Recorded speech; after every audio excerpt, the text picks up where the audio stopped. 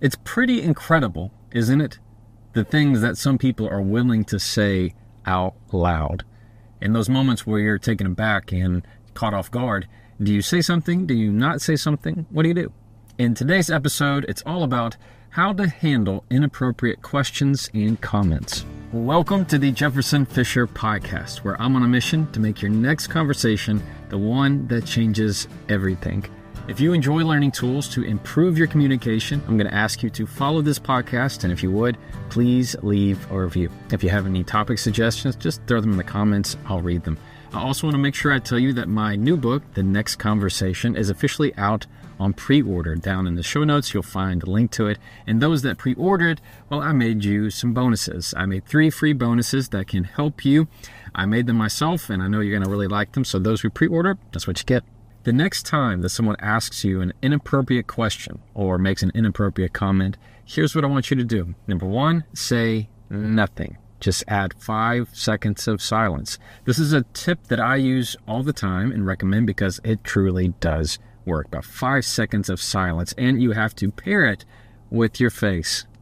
All right? You don't have to say anything, but the look. And you know what kind of look I'm talking about. That look that says, I know you didn't just ask me what I think you asked me. Most of the time, that's all you have to do. Number 2, if you need to be a little bit more direct, I'm going to encourage you to use phrases that aren't going to get the other person defensive. Phrases like, what's your intent? As in, what's your intent on asking? Or, what makes you want to know? These are questions that, though direct, aren't going to make the situation worse. And number 3, if you can, depending on the person, just kind of play it off. These are friendly ways to say things lighthearted, such as, I like to keep a little mystery, or that's between me and myself. Something that keeps the mood lighthearted, a little bit friendly, and lets them know you're not going to give that kind of information. Now listen, everybody is guilty of asking or making an inappropriate comment or question. Everybody. It's just called putting your foot in your mouth, where you didn't really mean to say that out loud and you can't believe you said that. You just go, oh my gosh, I can't believe I just said that. And you wish you could put it back in, but you can't unring that bell. So I want to clarify that those who make inappropriate comments and questions, it doesn't make them a bad person. Now, there are some that they are bad, of course, but it doesn't mean that if you make the inappropriate question, that's exactly who that person is. Sometimes it's just an off day. Sometimes they can't believe that they just asked that, and they need you in many ways to show them that what they just did is not acceptable. Some people don't mean it to be inappropriate, right? You've asked that question or said something that it just came off the wrong way.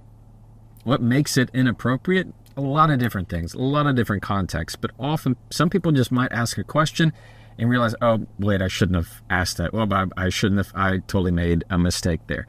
It doesn't mean that it's necessarily inappropriate. It just means they asked the wrong question at the wrong time and said it the wrong way. So it might not be inappropriate to ask, but it might be inappropriate in terms of the overall context. So anytime you feel that, I want to make sure that I emphasize it's a case-by-case basis, and you're going to have to base it on who you're talking to, what you know about that person, what the context is, what the circumstances are. So don't assume that just because they asked it, it makes them a good or bad person. If there's one thing that I pray that you've learned from me, if you've listened to any of my podcasts or watched any of my content, it's that silence is truly powerful tool that you can use to apply with just about anything. When somebody's making a comment that is inappropriate or asking that question, using silence as your answer is a way to set your feet in the conversation and saying no. Okay? It's a way of almost putting up the hand. And you're not having to do anything. Understand that just because they asked that question, it is solely within your power to decide if you say anything at all. Hear me again. It is solely within your power, when somebody asks that inappropriate question, for you to have any response whatsoever. Understand, you can have nothing. You can say nothing. You can walk away. You could just ignore it. And that is solely within your power. And there's nothing wrong with that, depending on what they ask. Silence is a way to allow them to hear what they said back. For them to go, oh, that didn't sound good at all. What I like to do and encourage when somebody's making an inappropriate question or comment is to give them a face. Not like a stank face, not like an angry face. I'm just saying, look. I look like, God, did you really just ask me that? Did you really just say that? This face that says, do I really have to comment on that? Or maybe even stronger, this is not something I'm going to comment on. When you pair with that non-verbal communication, you say all that you need to say without saying a single word. All right? So anytime that you feel that tension, the biggest takeaway that I want you to have is you're under no obligation to say a thing. So often we feel like just because somebody asks us something, we have to have an answer. We have to have a response. Typically when somebody says something inappropriate, we kind of, in the South we say hem and haw, you kind of just go, I mean, and you feel like you have to have some kind of answer because they asked. When it's inappropriate, there's no obligation. There's nothing polite, a rule that you need to follow. It's just simply staying within your own power and your needs and your own mental health of saying, you know what, no, that's not something I'm going to respond to. Now, if you need to be a little bit more direct, then I'm going to encourage you to ask a question back to them. So often you're not giving them the answer that they want, you're asking a question that serves as a second mirror in a way to see what are they getting at here? What's the point? So you ask the question, what's your intent? What's your intent on asking that? Usually if I ask that question, somebody says something, an inappropriate question, I might ask, what was your intent? What's your intent with that? They often will say, oh, well, I mean, and they'll try and find an intent if they have one, or what makes you want to know? What makes you want to know? Often when you ask those kind of questions, being very direct about it, you're going to find they don't really have a reason. They don't have a true reason in wanting to know that information. They just want to know, or they felt like they ought to have it and ask something, and so they feel like just because they asked, they're going to get it. They're going to realize that's just not the case. Or what also happens is, because I make mistakes, you make mistakes, we all make mistakes, is that when you ask that question, what makes you want to know? What makes you ask? It's not why, right? I'm not saying the word why, which makes them offensive. Like, why do you want to know? Instead of it's what makes you ask?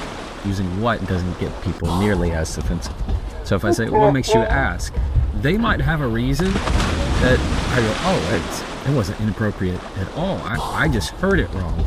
I misinterpreted what they were wanting. Often that happens to everybody, where you assume one thing, because we like to assume the worst, we're humans, and what they meant to ask was something completely innocent. You just heard it wrong. So when you serve a question that is a mirror, like what's your intent in asking, or what makes you ask, and you find out, oh, they actually have a good reason, oh, they actually have a good intent in asking, it's not inappropriate at all, then it's a way of not taking it personally, right? You're giving them grace in that moment, and you're also giving grace to yourself of saying, oh man, I got this all wrong. Yeah, of course I'll answer that question. I'm so glad that you asked. So often it works both ways, where you're not just assuming the worst out of everybody. Instead, you're asking this question that is going to be both a buffer for the other person as well as yourself. And so let's say that you gave that 5 seconds of silence, and then you followed up with a question of what makes you ask. And they have an okay answer, but not something that you still really want to share. What I like to recommend is give a little bit of lightheartedness into your response. Reason being, at that point, I don't feel like they've done enough, depending on what they've said, for me to use my words to shut the door in their face, which we will talk about should you need that. But I'm lighthearted in terms of, well, I like to keep a little mystery, or that's between me and myself, or the one I like to use is, that one's for me. That one's for me.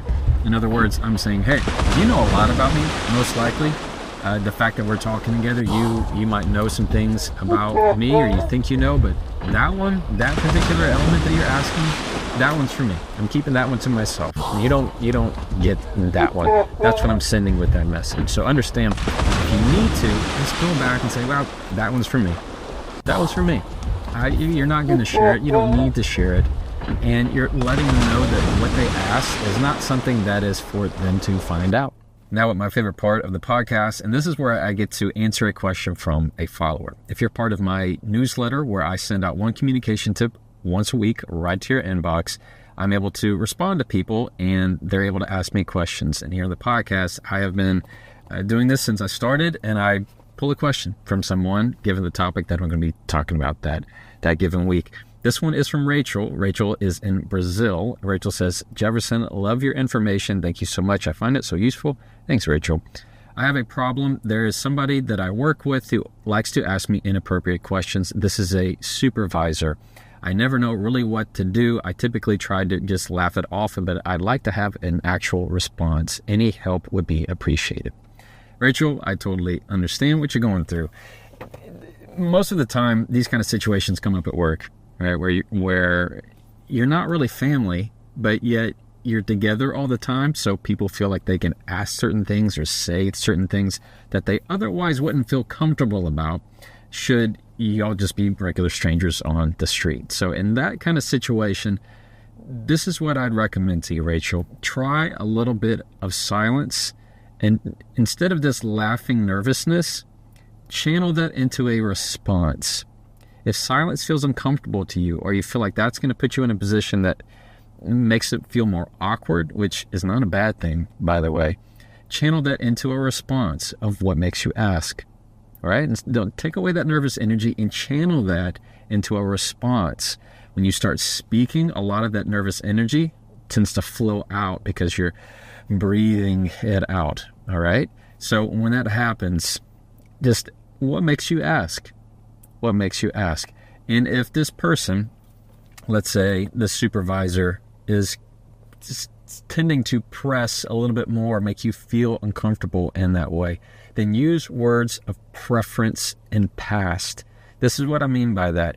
When you say words that show that you have a history of doing things, it doesn't make it nearly as awkward because it's not as brunt with somebody for them to be, is brunt even a word?